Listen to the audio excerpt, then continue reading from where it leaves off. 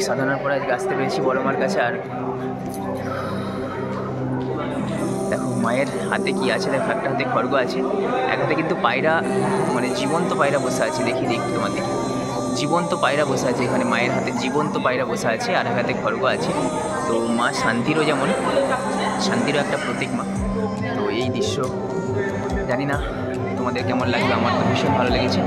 তো চলে এসেছি বাগনান, এই বাগনান স্টেশনে চলে এসেছি। আর বাগনান স্টেশন থেকেই যাব, চলো কোথায় যাব, বাগনান স্টেশন থেকে যাব হাইওয়েতে, হাইওয়ে থেকে।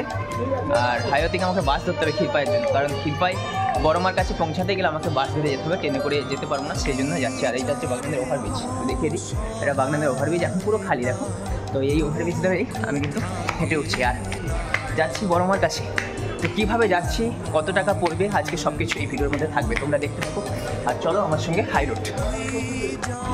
চলে এসেছি বাগনান লাইব্রেরিতে এসে গেছি। এবার কিন্তু বাসের জন্য আমার ওয়েট করতে হবে। আর এই দেখো লাইব্রেরিতে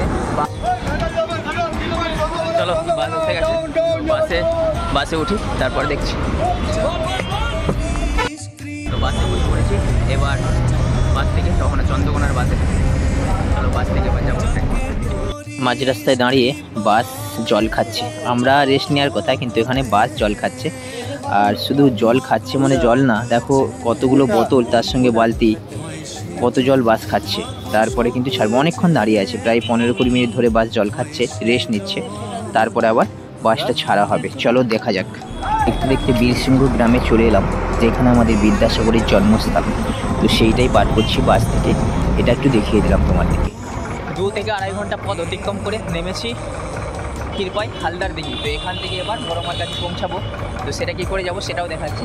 এখান থেকে টোটো ধরতে হবে। আর এই বাসটায় করে এসেছি ঘাটাল থেকে, আবার বাস চেঞ্জ করে মেদিনীপুরের বাস ধরে এসেছি এই বাসটাতে, ঠিক আছে। এবার দেখি টোটো খুঁজি, একটু যাচ্ছি হেঁটে হেঁটে, দেখি টোটো কোথায় পাওয়া যায়। টোটোই যাবো বড় মার মন্দিরে। তো টোটোটা পেলে অবশ্যই টোটো উঠবো। টোটো পেয়ে গেছি আর টোটোই করে যাচ্ছি এখন। এই যে কতক্ষণই সময় লাগে দেখাচ্ছি। দেখো সামনে চলে এসেছি, ওই যে দূরে ওইখানে কিন্তু বড় মার মন্দির। তো অনেকটাই সামনে চলে এসেছি, আর জায়গাটা এত সুন্দর যে দেখাতে আমি বাধ্য, আগে থেকে একটু ভিডিওটা আরম্ভ করে দিলাম। তো সামনে দেখো ফাইনালি অনেক তপস্যার পরে এসে পৌঁছে গেছি তো মন্দিরে। এটা হচ্ছে মন্দিরের সামনেটা, আর তোমাদের দেখিয়ে দিই, এই হচ্ছে মন্দিরের সামনে। আর এইখান থেকে হচ্ছে প্রবেশ করতে হবে মন্দিরের ভেতরে।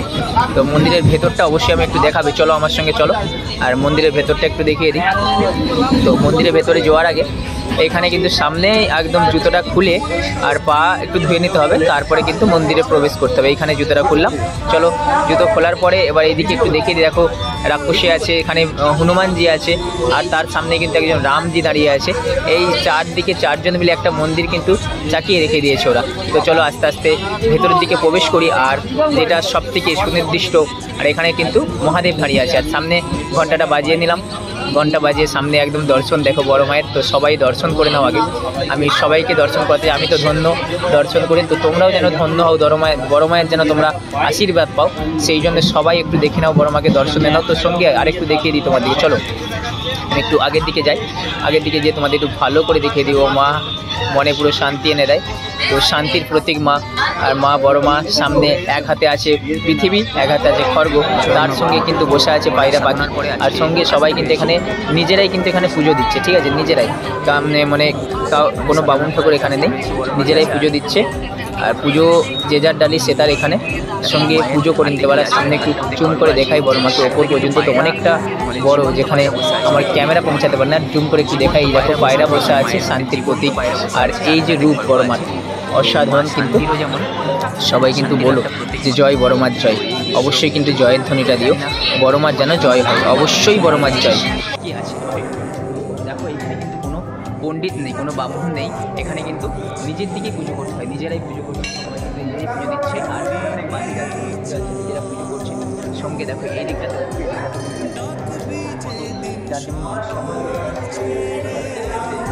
বেঁধে বেঁধে দিচ্ছে, এগুলো মাঝে মনস্কামনা পূরণ করার জন্য বেঁধে বেঁধে রাখছে। কত দূরি জমেছে, কত মানুষের মনে মনস্কামনা পূর্ণ হয়, তাই সেটাই। আর এই দিকে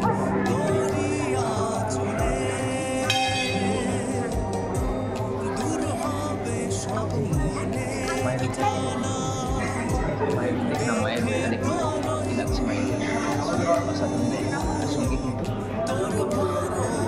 গাছে, এই গাছেতেও কত দড়ি বাঁধা আছে, দেখো কত দড়ি বাঁধা আছে, কত সবাই মনস্কামনা পূর্ণ করতে এখানে এসেছে। আর সামনে মহাদেব দাঁড়িয়ে আছে, সামনে ডাকিনী দাঁড়িয়ে আছে, মানে মন্দিরটাকে তুলে ধরে আছে।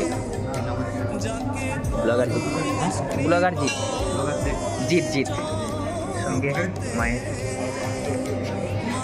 মাকে একটু দেখিয়ে দিই। এখানেও কিন্তু একটা মায়ের